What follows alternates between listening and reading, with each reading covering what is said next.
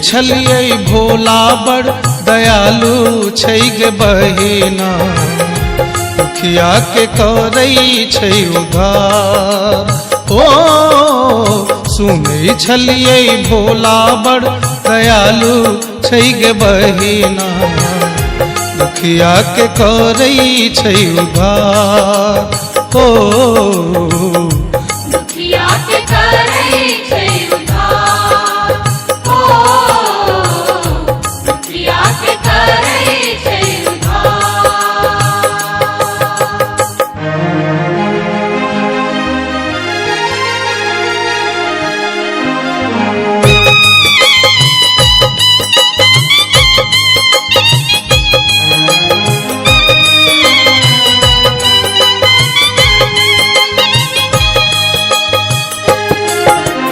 अंगने अंगने भीख मंगै छै लेने मरुआ धान गे, लेने मरुआ धान गे।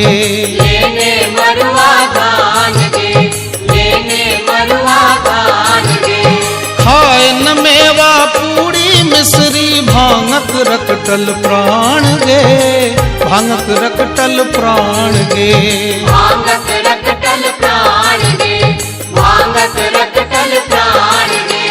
गरबा में शोभै सांपक हार गे बहिना, दुखिया के करै छै उद्धार। ओ सुनै छलियै भोला बड़ दयालु छै गे बहिना, दुखिया के करै छै उद्धार। ओ दुखिया के करै छै उद्धार। ओ दुखिया के करै छै उद्धार।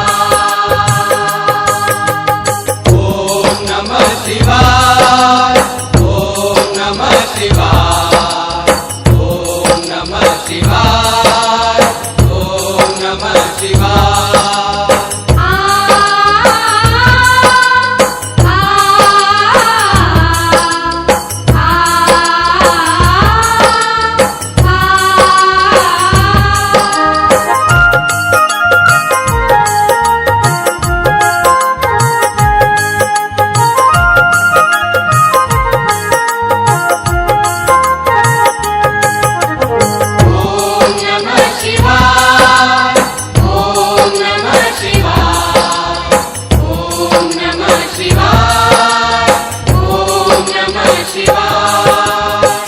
पर जटा विशाल दशो दिस समेट समेट लपटोने गे, समेट समेट लपटोने गे।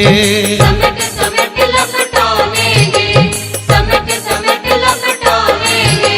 भाल चंद्रमा तिलक विराजै जगमग ज्योति जगोने गे, जगमग ज्योति जगोने गे।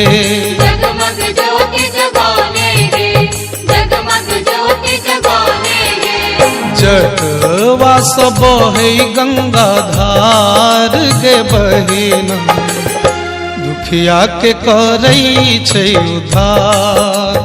ओ सुनै छलियै भोला बड़ दयालु छै गे बहिना, दुखिया के करै छै उद्धार। ओ दुखिया के करै छै उद्धार।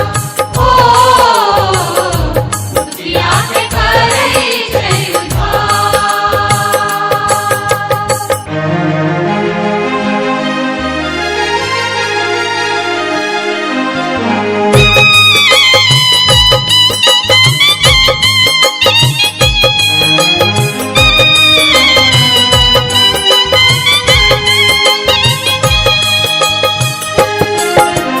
नीलकंठ अघहर शिव शंकर तपसी रूप बनोने गे, तपसी रूप बनोने गे। तपसी रूप बनोने गे, तपसी रूप बनोने गे। हाथ में डिम डिम डमरू बाजे, अंग में भस्म लगोने गे, अंग में भस्म लगोने गे। अंग में भस्म लगोने गे, अंग में भस्म लगोने गे। नगवा छोड़ै छै उपकार गे बहिना दुखिया के करै छै उद्धार।